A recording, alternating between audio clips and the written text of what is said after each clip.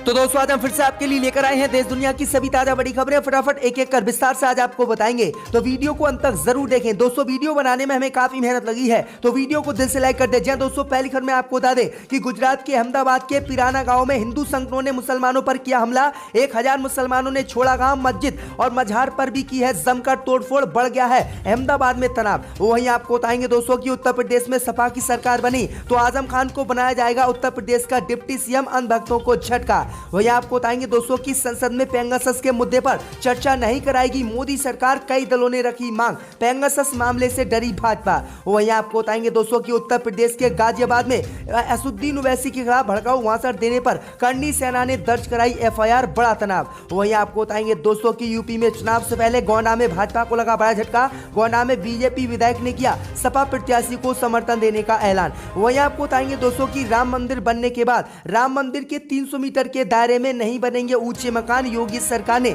ऊंचे मकान बनाने पर लगाई रोक। तो दोस्तों सभी खबरों को आपको एक एक कर बताने वाले हैं। वीडियो को लाइक कर चैनल को सब्सक्राइब कर दें और हमें कमेंट में बताएं कि आप किस जिले किस राज्य से हमारी खबरों को देख रहे हैं। इसी बीच पर तो दोस्तों अगली खबर की ओर, तो गुजरात के अहमदाबाद जिले के पीराना गांव में हिंदू संगठनों ने मुसलमानों पर किया हमला। मस्जिद भी तोड़ी। 1000 मुसलमानों ने छोड़ा गांव। जी दोस्तों आपको बता दें ये बड़ी खबर सामने निकल कर आई दोस्तों की गुजरात के अहमदाबाद जिले के पीराना गांव में हिंदू संगठनों ने मुसलमानों के गांव पर हमला कर दिया है। इस हमले में 1000 मुसलमानों ने गांव को छोड़ दिया है। वहीं आपको बता दें कि यहां पर मजार और जो मस्जिद बनी हुई थी उस पर आरएसएस के कार्यकर्ताओं ने कब्जा कर लिया है और मस्जिद मजार को तोड़ दिया है। वहीं आपको बता दें कि मजार को तोड़कर उन्होंने इसे समाधि बना दिया है, जिसके बाद स्थिति तनावपूर्ण बनी हुई है। वहीं आपको बता दें कि भारी संख्या में पुलिस फोर्स अहमदाबाद जिले के पीराना गांव में तैनात कर दिया गया है। वहीं आपको बता दें कि एक तरफ जहां पर मुसलमानों को गांव छोड़ने के लिए आरएसएस के कार्यकर्ता दबाव बना रहे हैं, तो दूसरी तरफ मस्जिद और मजार में भी तोड़फोड़ कर रहे हैं। वहीं आपको बता दें कि डर के कारण 1000 लोगों ने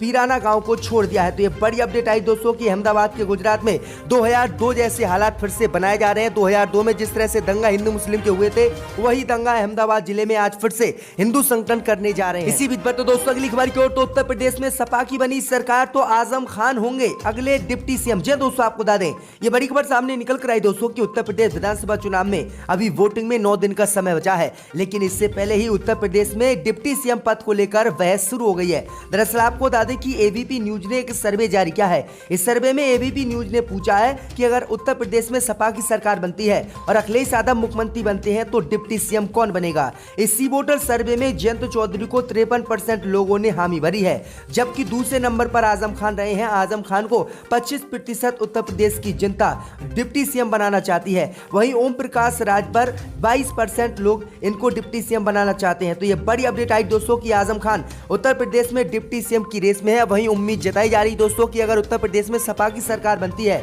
तो आजम खान को डिप्टी सीएम उत्तर प्रदेश का बनाया जा सकता है। इसी बीच पर तो दोस्तों अगली खबर की ओर, तो चुनाव में विवादित बयान देने पर ओवैसी के खिलाफ गाजियाबाद में एफआईआर दर्ज। जी दोस्तों आपको बता दें ये बड़ी खबर सामने निकल कर आई दोस्तों कि उत्तर प्रदेश विधानसभा चुनाव में कुछ नेताओं द्वारा आपत्तिजनक एवं भड़काऊ बयानबाजी किए जाने पर विवाद निरंतर बढ़ता जा रहा है। अब गाजियाबाद में AIMM chief Asaduddin Owaisi, Azad Samaj party प्रमुख चंद्रशेखर आजाद, सपा नेता नाहिद हसन व स्वामी प्रसाद मौर्य के अलावा पंजाब के पूर्व पुलिस महानिदेशक मोहम्मद मुस्तफा के खिलाफ शिकायत दर्ज की गई है। इन नेताओं पर धार्मिक भावनाओं को आहत करने व चुनाव आचार संहिता के उल्लंघन का आरोप मढ़ा गया है। शिकायत के आधार पर पुलिस ने जांच आरंभ कर दी है। एआईएमएम के चीफ असुद्दीन ओवैसी पिछले 2 दिनों से गाजियाबाद में चुनाव प्रचार में मशगूल है। वह अपनी पार्टी के प्रत्याशियों के समर्थन में जनसंपर्क कर मतदाताओं से वोट देने की अपील कर रहे हैं और ये एफआईआर असुद्दीन ओवैसी पर करनी सेना ने दर्ज कराई है। तो ये बड़ी अपडेट आई दोस्तों कि ओवैसी से किस तरह से हिंदू संगठन उत्तर प्रदेश में जल रहे हैं। इसी बीच पर तो दोस्तों अगली खबर की ओर, तो मोदी सरकार को जनता का दर्द नहीं सिर्फ अपना खजाना दिखता है। आर्थिक सर्वेक्षण को लेकर राहुल गांधी का निशाना।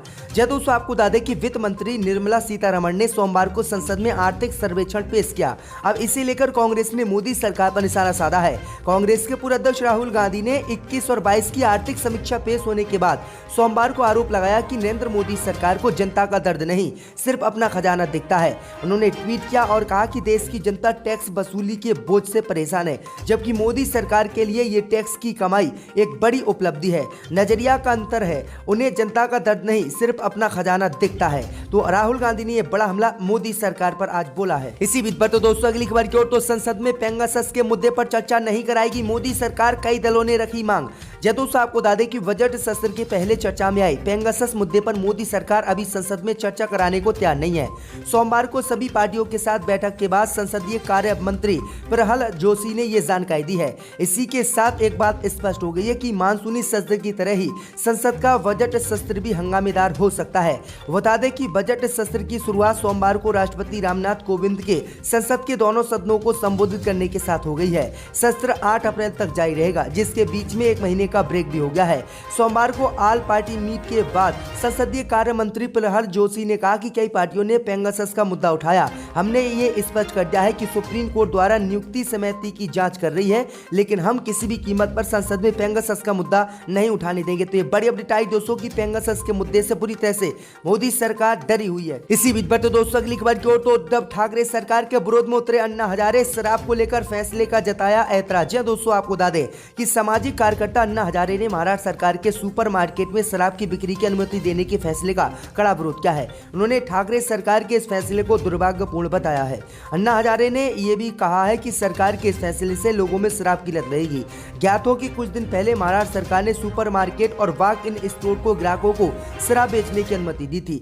गुरुवार को कैबिनेट की बैठक में यह फैसला लिया गया। राज्य सरकार ने कहा कि इस कदम से शराब उद्योग को बढ़ावा मिलेगा और ये सुनिश्चित होगा कि किसानों को उनकी उपज का सही मूल्य मिले। हालांकि सरकार के इस फैसले की कई लोग आलोचना कर रहे हैं। सामाजिक कार्यकर्ता अन्ना हजारे ने सोमवार को कहा कि सुपरमार्केट में शराब की बिक्री की अनुमति देने का महाराष्ट्र सरकार का फैसला दुर्भाग्यपूर्ण है और हम तो महाराष्ट्र को नशा मुक्त करना चाहते हैं, लेकिन सरकार नशा मुक्त महाराष्ट्र को नहीं होने देगी। इसी बीच पर तो दोस्तों अगली खबर की ओर, तो राम मंदिर के करीब 300 मीटर परिक्षेत्र में नहीं बनेंगे ऊंचे मकान, सरकार ने लगाई रोक।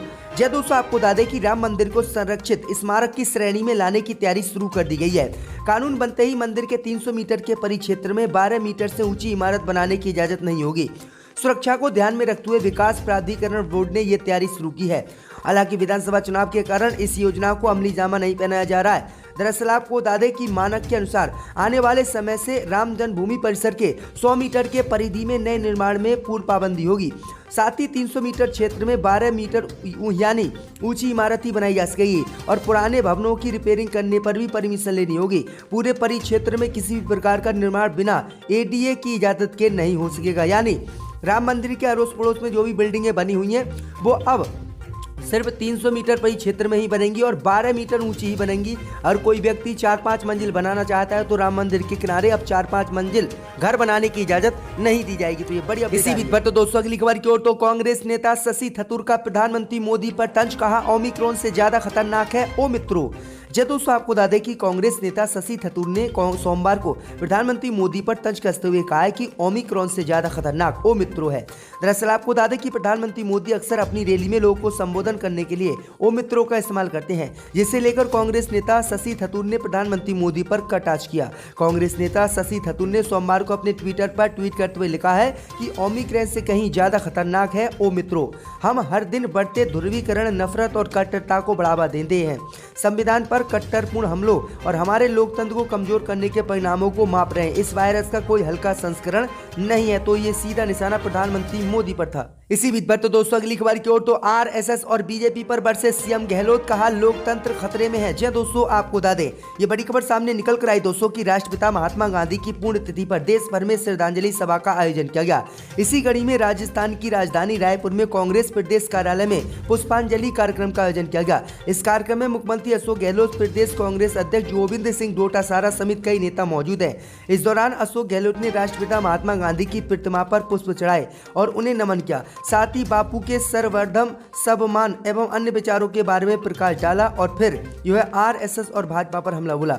उन्होंने कहा कि आरएसएस और बीजेपी मिलकर अब हमारे लोकतंत्र को खतरे में डाले हैं और ये लोग देश के लिए खतरा है, इसलिए हमें इन चीजों से बचना चाहिए, क्योंकि महात्मा गांधी ने इस देश की नींव रखी और उन्होंने जो है सभी धर्मों को साथ लेकर आगे चलने की बात कही थी। लेकिन बीजेपी और आरएसएस आज हिंदू मुसलमान में फर्क करके देश को बांटना चाहती है, इसीलिए हम इन दोनों चीजों से अलग रहना है, क्योंकि इन दोनों से हमारे खतरे में लोकतंत्र और संविधान है। इसी बीच बढ़ते दोस्तों अगली खबर की ओर, तो गोंडा में भाजपा को लगा बड़ा झटका। गोंडा में बीजेपी विधायक ने किया सपा प्रत्याशी को समर्थन देने का ऐलान। जय दोस्तों, आपको बता दें कि उत्तर प्रदेश के गोंडा जिले से चुनाव से पहले भाजपा को बड़ा झटका लगा है। गोंडा जिले के कर्नलगंज के भारतीय जनता पार्टी विधायक अजय प्रताप सिंह उर्फ लल्ला भैया ने समाजवादी पार्टी के पूर्व मंत्री और पार्टी प्रत्याशी योगेश प्रताप सिंह को समर्थन देने का ऐलान किया है। दरअसल आपको बता दें कि योगेश प्रताप सोमवार को लल्ला भैया से मिलने उनके आवास पहुंचे थे, जहां विधायक के पुत्र कुमार सारदेन मोहन सिंह ने भाजपा पर 6 बार विधायक रहे पिता लल्ला भैया की उपेक्षा करने का आरोप लगाया और कहा कि पिता सपा के कर्नलगंज से घोषित प्रत्याशी योगेश प्रताप सिंह को समर्थन देंगे। तो ये बड़ी अपडेट आ रही, बड़ा झटका भाजपा को उत्तर प्रदेश में लगा है। अब कौन उस वक्त यहाँ बैठा था?